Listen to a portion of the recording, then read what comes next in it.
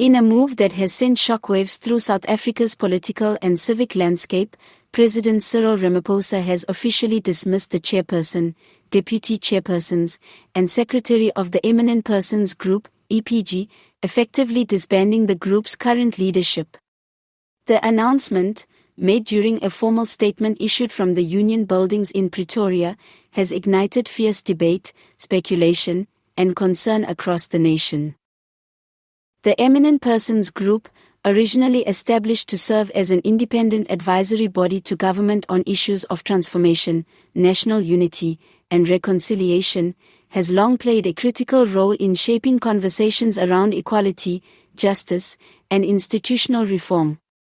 Comprised of respected academics, former political leaders, social activists, and civil society representatives, the EPG has historically operated as a moral compass, often pushing government to confront uncomfortable truths and urging faster transformation across key sectors.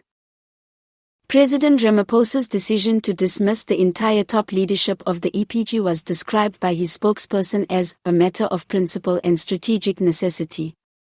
The statement emphasized that the move followed months of mounting tensions between the presidency and the group, particularly around issues of governance, perceived partisanship, and concerns about the EPG's recent direction.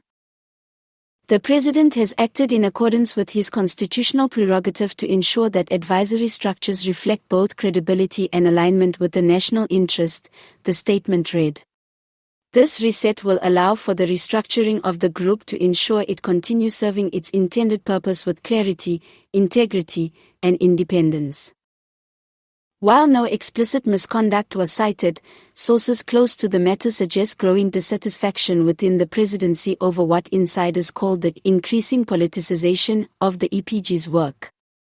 There were also claims that several of the recent public statements issued by the group had strayed into opposition territory, especially regarding critiques of the government's pace of transformation in the education, judiciary, and corporate sectors. Within hours of the announcement, reactions from former members of the group began pouring in. Some described the president's decision as a betrayal of democratic consultation, while others admitted that the internal divisions within the EPG had reached a boiling point over the past year. Dr. Nomvula Sibiko, one of the deputy chairs, responded with a sharply worded statement of her own: "If asking hard questions and demanding results is grounds for dismissal, then we were doing our job. The EPG was never meant to be a rubber stamp." However, others in government welcomed the move. ANC insiders hailed Ramaphosa's boldness in reclaiming control over advisory structures, arguing that the EPG had become increasingly rogue and disconnected from its original purpose. "There's a fine line between advising government and undermining it," one senior ANC figure told the press anonymously. Civil society has responded with mixed emotions. While some advocacy groups fear this is a worrying sign of increasing centralization and intolerance for dissent within the presidency, others view it as a necessary realignment in a time of deep national uncertainty. The Democratic Alliance, DA, called for an urgent parliamentary inquiry into the decision, warning that independent advisory bodies must not become collateral damage in factional battles. Meanwhile, the Economic Freedom Fighters, EFF, went a step further, accusing Ramaphosa of cleansing the country of truth-tellers and undermining democratic institutions. Political analysts say the move might signal Ramaphosa's intent to consolidate control ahead of key electoral battles and upcoming economic policy shifts.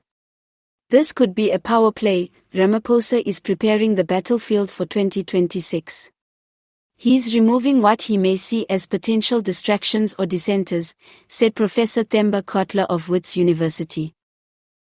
In his statement, President Ramaphosa promised the swift appointment of a new leadership panel for the EPG, one that would be diverse, competent, and more representative of the country's current challenges. He emphasized that the group would remain an integral part of government policy formulation, but hinted that future members would be expected to maintain a tighter alignment with national goals. As the dust settles, the nation watches closely to see what direction the newly restructured EPG will take. Will it serve as a revitalized voice for transformation, or will it become a more muted body under tighter executive oversight?